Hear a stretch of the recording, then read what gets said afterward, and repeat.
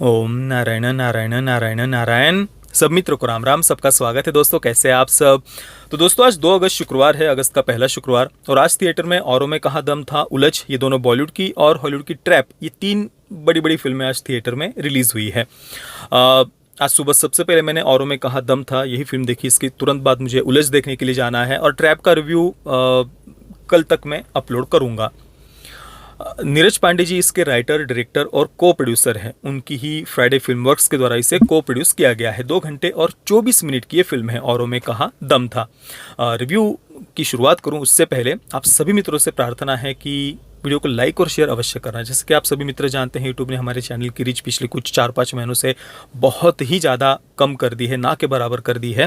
तो आप सभी मित्रों से प्रार्थना है वीडियो को लाइक और शेयर अवश्य करना। और अगर आप चाहते हैं तो ज्वाइन बटन पर क्लिक करके या फिर पेटीएम पे पहले यूपीआई के माध्यम से भी हमारे चैनल को सपोर्ट कर सकते हैं। अब नीरज पांडे जी, जैसा कि हम जानते हैं, उनका अधिकतर जो कंटेंट है वो स्पाई थ्रिलर, एक्शन थ्रिलर, इस जोनरा का ही हमने आज तक देखा हुआ है। एक एमएस धोनी, उसको थोड़ा सा हम अलग कह सकते हैं, बाकी तो लगभग उनका ज़्यादातर कंटेंट एक्शन, स्पाई थ्रिलर, इसी जोनरा का हमने देखा है। तो जब मैंने इसका ट्रेलर देखा था, औरों में कहाँ दम था, ये देखकर सबसे पहली बात मेरे मन में यही आई कि इस कहानी में उन्हें ऐसा क्या विशेष लगा कि इस पर उन्होंने फिल्म बनाने के बारे में सोचा, वो भी इतने बड़े कलाकारों को लेकर के। फिल्म में अजय देवगन, तब्बू, जिमी शेरगिल, शांतनु माहेश्वरी और सई मंजरेकर, सयाजी शिंदे आदि आदि फिल्में मुख्य भूमिका में हैं। तो जैसा कि ट्रेलर से लग रहा था, कहानी में कुछ बहुत स्पेशल या अलग ऐसा तो कुछ ट्रेलर से नहीं लगा था, और काफ़ी कुछ बातें उन्होंने ट्रेलर में ही रिवील भी कर दी थी। जैसे कि कृष्णा और वसुधा, अजय देवगन और तब्बू, इन दोनों के पात्रों के नाम है ये। तो कृष्णा और वसुधा युवावस्था से ही एक दूसरे पर प्रेम करते थे, जिसके बाद में एक रात्रि को कुछ होता है। उसके बाद कृष्णा 25 वर्षों के लिए जेल में चला जाता है। अब इस बीच में वसुधा का विवाह हो जाता है जिमी शेरगिल के कैरेक्टर के साथ में। 25 वर्षों के बाद में फिर कृष्णा यानी अजय देवगन का पात्र बाहर आने वाला है। इस बीच में जेल में उसके साथ क्या क्या हुआ, कैदियों के बीच की नोकझोंक, हाथापाई वगैरह वगैरह, ये सब बातें भी हमें देखने को मिलने वाली है। ये भी ट्रेलर से हमें पता चल गया था। कृष्णा बाहर आने वाला है, बाहर आने के बाद में वसुधा से मिलने वाला है, वसुधा के पति यानी जिमी शेरगिल के पात्र से भी मिलने वाला है। ये सब कुछ बातें हमें ऑलरेडी ट्रेलर से ही पता थी। बात कौन सी पता नहीं थी, वो बस ये कि उस रात्रि को क्या हुआ था, ये एक ही बात सस्पेंस थी।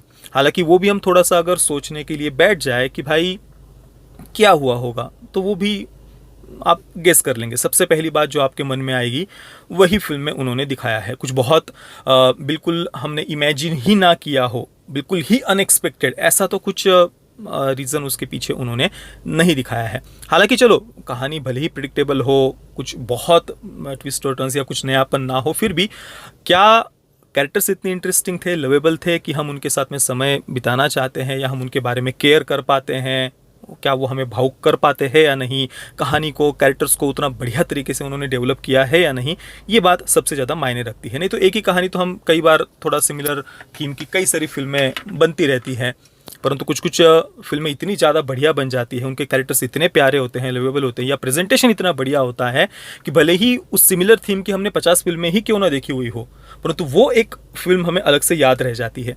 तो क्या औरों में कहाँ दम था वैसे कुछ बहुत अलग एक्सपीरियंस हमें देती है, या प्रेजेंटेशन बिल्कुल ही आउट ऑफ द बॉक्स ऐसा कुछ इसमें था? तो देखिए, हालांकि जो कुछ मैं एक्सपेक्ट करके गया था, फिल्म बिल्कुल वैसी ही थी।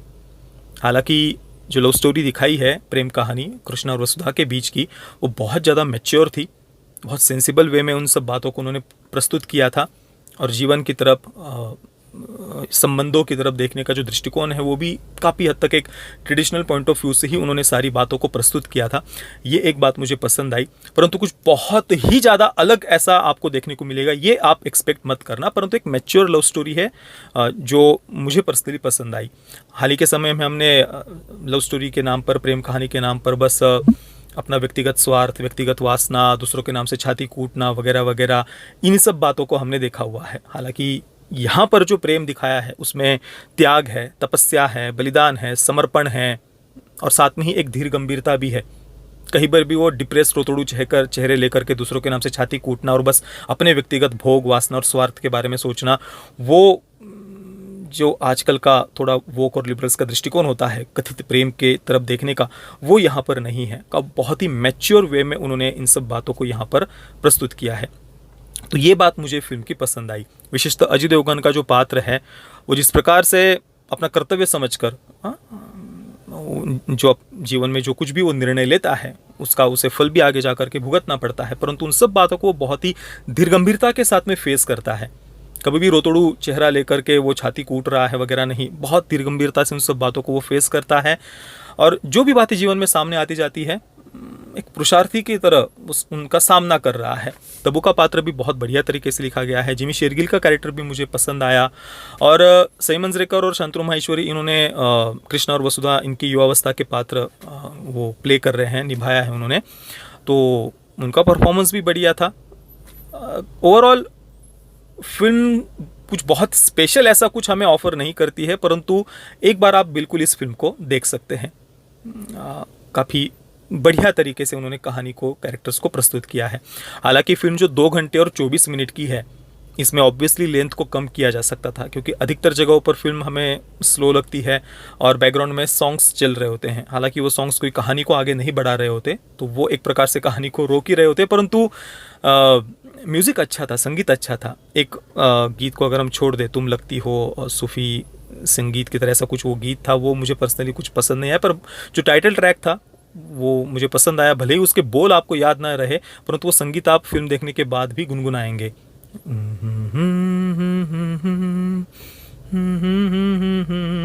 मतलब वो भले ही बोल याद ना रहे, पर आप वो संगीत आपको याद रहेगा, आप उसको गुनगुनाएंगे। तो भले ही फिल्म थोड़ी सी स्लो थी, बैकग्राउंड में बार बार कुछ ना कुछ गीत चलता रहता है, तो पर वो आपको इरिटेट नहीं करेगा। पर बिल्कुल आधा घंटा कम से कम फिल्म की लेंथ कम की जा सकती थी। बाकी कृष्णा का एक मित्र का पात्र भी है, वो भी मुझे बहुत पसंद आया। वो कैरेक्टर, उसे देख करके यही बात मन में आती है कि भाई ऐसा सच्चा मित्र होना चाहिए जीवन में, जो हमेशा सदैव हमारे साथ खड़ा रहे। और जिस कंक्लूजन पर फिल्म पहुंचती है, वो भी लगभग हम पहले ही गेस कर लेते हैं कि यही वो फिल्म में दिखाएंगे। और वही एक प्रकार से सेंसिबल भी था, जिस प्रकार से उन्होंने फिल्म के एंडिंग में एंडिंग को दिखाया है। हालांकि फिल्म हमें और ज़्यादा इमोशनल कर सकती थी, क्योंकि जिस प्रकार की लव स्टोरी को वो प्रस्तुत कर रहे हैं, उसमें और ज़्यादा दर्शकों को भावुक किया जा सकता था। जैसे कि हमने 96 फिल्म को देखा हुआ है, और वो कहानी हमें बहुत ज़्यादा रुलाती है, तोड़ देती है। तो वैसा कुछ एक्सपीरियंस इस फिल्म से आप एक्सपेक्ट मत करना। उतना कोई फिल्म आपको इमोशनल नहीं करती है। इवन मतलब मैं फिल्म देख रहा था, फिल्म ने कहीं पर भी मुझे रुलाया हो ऐसा तो मुझे कम से कम फील नहीं हुआ। फिल्म अच्छी लगी, मुझे पसंद आई, परफॉर्मेंसेस सबके बढ़िया थे, डायरेक्शन अच्छा था, कहानी भी हमें अपने साथ में बांध करके रखती है, कैरेक्टर्स के बारे में भी हम केयर कर पाते हैं, परंतु कुछ बहुत फिल्म आपको रुलाएगी, इमोशनल कर देगी, ये बस आप एक्सपेक्ट मत करना। और एक बात मैंने इससे पहले कही हुई है 96 फिल्म के बारे में, कि भले ही वो फिल्म हमें बहुत इमोशनल करती है, परंतु जीवन में अंततः आगे बढ़ना, पुरानी बातों को छोड़ करके जीवन में आगे बढ़ना ही जीवन जीने का सही तरीका है। पिछली बातों को गांठ बांधकर पकड़ कर फिर उसको लेकर के रोते रहना, ये सही नहीं है। और यहाँ पर ये फिल्म आगे बढ़ने का ही एक प्रकार से संदेश देती है। और यहाँ इस फिल्म में, औरों में कहाँ दम था, इस फिल्म में कृष्णा के जीवन में जो कुछ भी होता है, वो ऐसी परिस्थिति होती है कि वो उसके हाथ में नहीं थी, वो उसके सामने आ जाती है। और स्वाभाविक सी बात है, ऐसे समय में उसके पास एक ही पर्याय होता है, एक ही मार्ग होता है कि उसका सामना करना धीर गंभीरता से। तो यहाँ पर कृष्णा तो मजबूर था, वो बाध्य था जो कुछ भी उसके जीवन में हुआ वो करने के लिए। और वो बात वो पूरे निस्वार्थ भाव से कहिए या फिर पूरी धीर गंभीरता से, पुरुषार्थ से उन बातों का वो सामना करता है। तो 96 और इस फिल्म की हम वैसे तो तुलना नहीं कर सकते हैं। और सही दृष्टिकोण में तो यहाँ मुझे इस फिल्म का भी दृष्टिकोण पसंद आया कि चलो जो हो गया उस बात को भूल करके वो जीवन में आगे बढ़ रहा है कृष्णा का पात्र। साथ में मैंने मलयालम फिल्म हृदयम का भी कई बार उदाहरण दिया है कि वो फिल्म भी जीवन में आगे बढ़ने का ही संदेश देती है, और यही सही तरीका भी है। हृदयम का आप हमारा रिव्यू देखना, वहाँ पर मैंने विस्तार से इस विषय के बारे में चर्चा की हुई है। पर्सनली मुझे फिल्म पसंद आई। मैं औरों में कहा दम था, इस फिल्म को दूंगा 7.5 out of 10 stars. Parental guidance की कोई भी आवश्यकता नहीं है। फिल्म में कोई सेक्स, न्यूडिटी और कोई खास ऐसा वायलेंस वगैरह नहीं है। इवन कोई ऐसा lip to lip kissing scene भी नहीं है, गाल पर केवल एक किस का सीन है। बाकी आप में से जिन मित्रों ने फिल्म को देखा है, आपका अनुभव कैसा रहा मुझे आप नीचे कमेंट में अवश्य बताना। ये वीडियो देखने के लिए आप सभी मित्रों का बहुत बहुत धन्यवाद। जय श्री राम, वंदे मातरम।